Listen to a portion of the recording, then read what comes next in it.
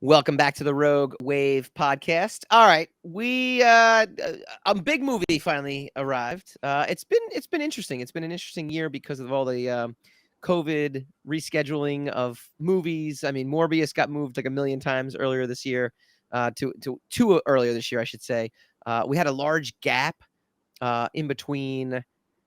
I think it was like Thor: Love and Thunder and like the next thing that came out. But now over the Spider-Man. last few weeks, we've had another like outpouring of movies. We had Black Adam, we had Black Panther 2, and finally a movie that took what 13 years in the 13 making. years. Yeah. 13 years finally dropped. Avatar 2: Way of the Water has dropped, and I got to tell you, James Cameron has a way of doing things. First of all, he makes exceptional movies. Talk about something that has hype, right?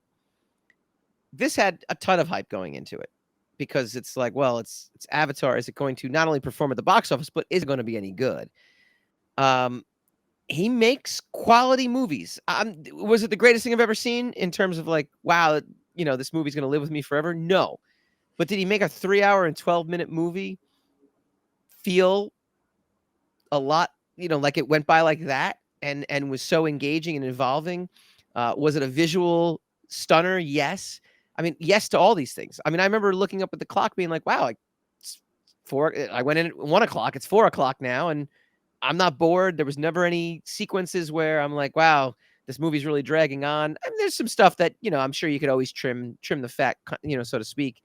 And he also makes movies that are really good. I don't understand how he does it to where I'm rooting for them to kill the humans.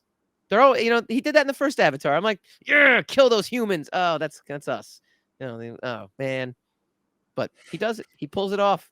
He does it. He pulls it off in an enjoyable way. I got to say, I walked out of Avatar 2. I'm not a big Avatar guy. Like, I'm not like, there's some people that are flipping out over Avatar. They're like, they love the universe and all that. I really enjoyed the first Avatar. I really enjoyed the second Avatar. I will happily go see the next 12 Avatars or whatever he has planned. Yeah, if we get I know we're going to get the third one. I don't know if and Yes. then he suggests he might stop after that anyway. So Yeah. if Avatar lives on beyond that, um, yeah, it's a very entertaining movie. It's a grand spectacle of a movie. Um, long time, long wait, long wait for that movie. Yeah. But I mean, at least it's not a carbon copy of the first movie to the point where you're like, oh my God, did I wait this long for him to just reboot his own series?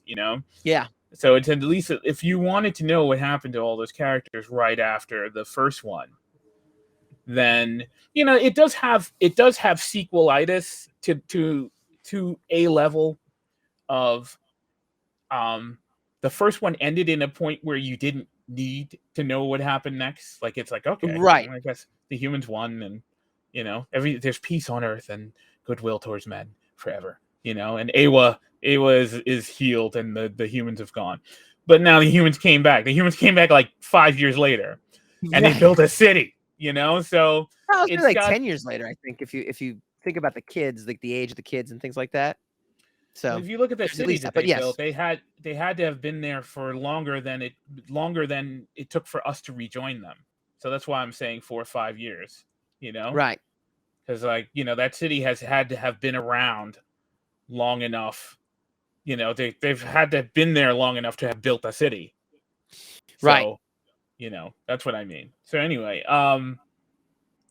I think it was great. I don't have a problem with it. I never had a problem. I never bet against it. I always knew it was going to Yeah. be. But I mean, the movies aren't really the stories are not. He has a way of doing stories that are not really that hard to get your mind wrapped around, and Yeah.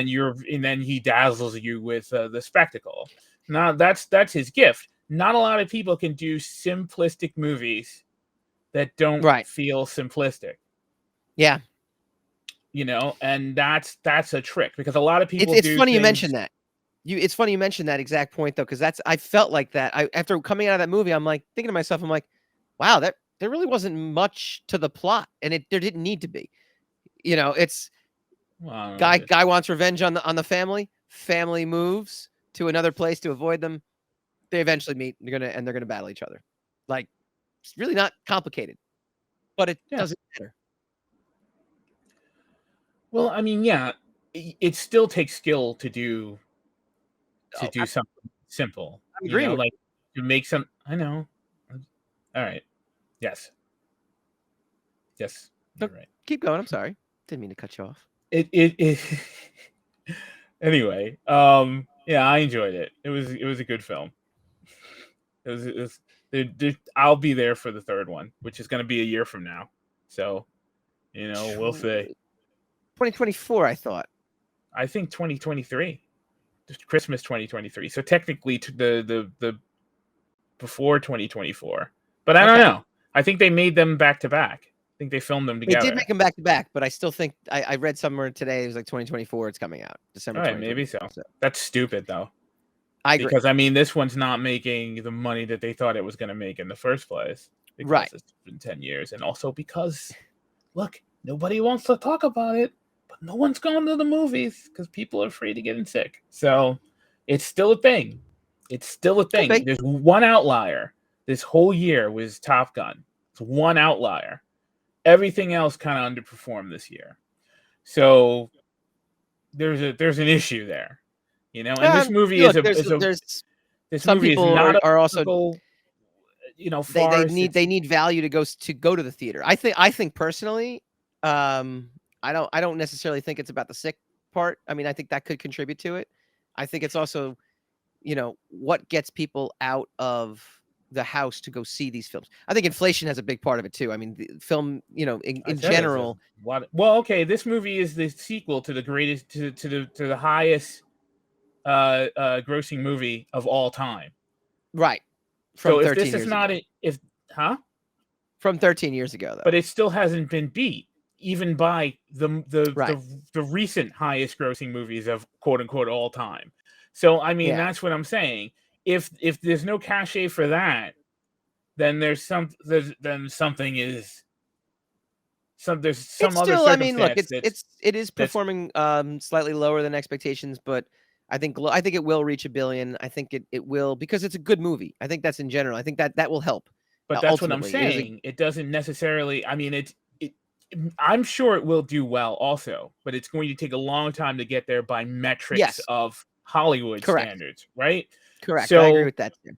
I think you have to add in the extent, because there's nothing wrong with this movie. It's a Hollywood spectacle. It's not a kind of a politically preachy. Well, it is, but it's old-fashioned political preachy. Yeah, I agree. I agree. So I agree 100%. There shouldn't be anything offensive for anybody to, Sure. So there's no controversy to it other than how long it took to come out. Yes. And how much James Cameron said it needed to make in order to be profitable, which again, that's the horse talk, that if he kept his mouth shut about that, I don't think it would have been something that's on our minds in particular at this point. I don't think it's a trap. I don't think it's going to make or break someone from going to the theaters to see it or not. I didn't say it was going to do that. I said it's on our mind. It's a metric that we're adding into whether or not we regard it as a success or failure. And it's something that it's a kind of a forced error. Because if you didn't say it, we wouldn't be thinking it. Sure. So that's what I mean when I say that. So there are extenuating circumstances to why things are underperforming. Yeah. And yes, I don't disagree with you 100%. Quality of content is definitely a high up factor, but I don't think that movies have dipped so far in quality in just a couple of years to warrant the fact that the entire industry needs a full overhaul. I think there's I don't think the industry needs an overhaul. I think there's things that are working against it right now outside of outside of the actual films themselves too. I think there's a glut of this kind of material. Avatar seemed bold and new and different in 2009. Now, I honestly, because every movie is a big spectacle, it's sometimes hard to discern what is a spectacle versus what is not.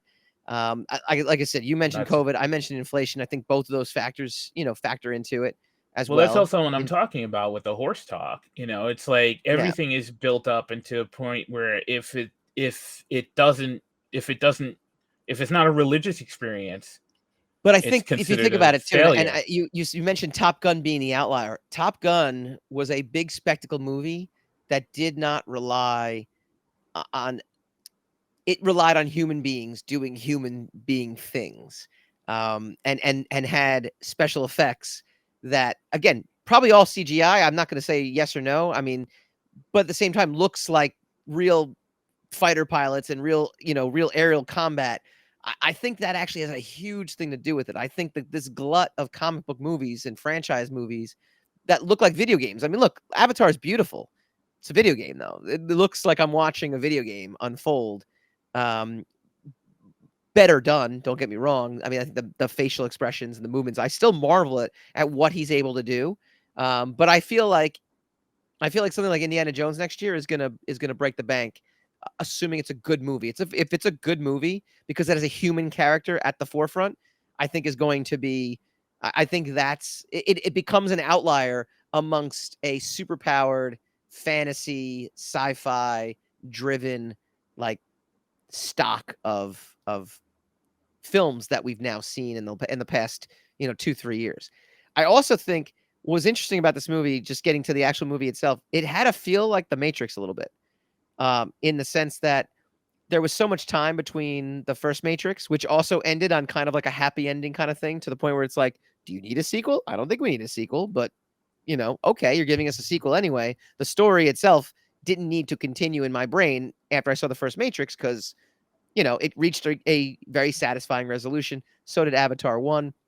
And the first, I don't know, 15, 20 minutes of Avatar 2, my brain had this like feeling of going back to the feeling I had when I watched the second Matrix, being like, man, do we really want to mess with what worked? Do you really need to go back here because you ended on such a good note? We don't need to go back here. But luckily, this did not end the way Matrix, what is it, Revolutions, or which one was the second one? Uh, uh, Was it Revolutions, or Reloaded. was it Reloaded? Yeah, didn't have to. That ultimately went that Revolutions way. was the third Avatar one. 2, though, at least went the way of, hey, I'm really glad you gave me a sequel because this was highly enjoyable, as opposed to Matrix 2, where I'm like, man, this was just terrible. Like, don't you shattered the glass. You had a perfect ending. You had a perfect movie. Should just let it lie at that point. So, anything else you pull from this movie, the actual content of the movie that stood out to you? I mean, it does have the prevailing problem. It's not a complete story because Yeah. there's a sequel. There'll be another one. But I mean, I I think the thing that stood out to me the most was how it kind of was able to pick up from where it left off, and I was right back into it, as Yeah. opposed to without a lot of setup. And with me, just like it was with Infinity War, most of Mhm. my, the most of the alluring things I find about these movies is how the story is told, not necessarily what happens in the story, but like Sure. if you hear the premise of a story, like you hear that, oh, Thanos is trying to get this stuff for this gauntlet and he's going to erase humanity. I'm like, all right, how would you tell a Right. story like that? Right. That's what I find fascinating. And then when I see it all fall together and I see Yeah. how they're going to do it, even if I can predict what's going to happen next or whatever Mhm. template or story that they're using, it still kind of excites me. So going into Avatar, I'm like, all right, you've achieved the first one, because the first one is a visual tour de force, Sure. but And you can technological tour de force too can you at the can time. you uh can you apply three-dimensionality to these characters enough so that the Yeah. characters are the driving force in it now and not the spectacle? And I Yeah. think he was able to do that. And I think he was smart to add the children. So we're not Yes. just, watching, we're not watching a couple that got together in the first one and now they have marital problems in the second one or whatever, Yes. because they upped the ante and they moved on from that. So I Yes. think if by him concentrating on characters, Yeah. bringing some characters back, like the second Mhm. one's a very character driven movie, kind of Yes. like the same as Empire Strikes Back. So that kind of that leads into, now you're curious about what's going to happen with the characters in that, Mhm. instead of, ooh, like, what's Pandora going to look like next time.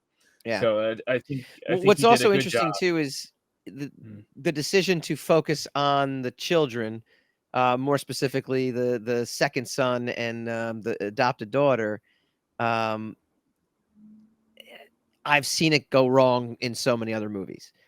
Maybe it helps because of the CGI, the way it's executed. You can get the kind of performances out of it that you need. But I thought it was just excellent. Like I didn't find myself annoyed. Sometimes I would sometimes these kind of situations, I find it annoying because I'm like, nah, I came here to see the dad again, or I came here to see the dad and the mom again. And in this particular case, he managed to do it in a way where I'm like, no, this is like I'm on board for his character arc. I'm on board for this journey that's happening with these characters. So, all right, what do you guys think? Chime in. Have you seen Avatar 2? Have you contributed to its global box office? James Cameron needs that donation as soon as possible to break even. We all know that. Give us your thoughts. We will comment back. When we return, we put a bow on 2022. It's hard to believe, but it's over. We will give you our best, just our best, period.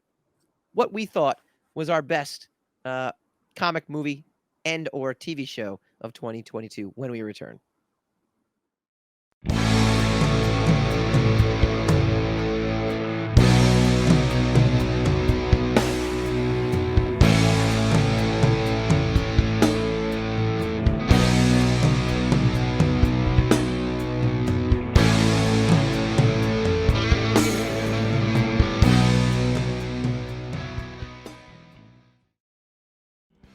Hi guys, Mike Dolce here from the Rogue Wav Podcast. If you like this video, please feel free to like, share, subscribe, all that fun stuff. It really helps us out. Leave a comment, let us know what you'd like to see in future episodes, and tune in every Wednesday night, 8 p.m. Eastern for a brand new episode of the Rogue Wav Podcast.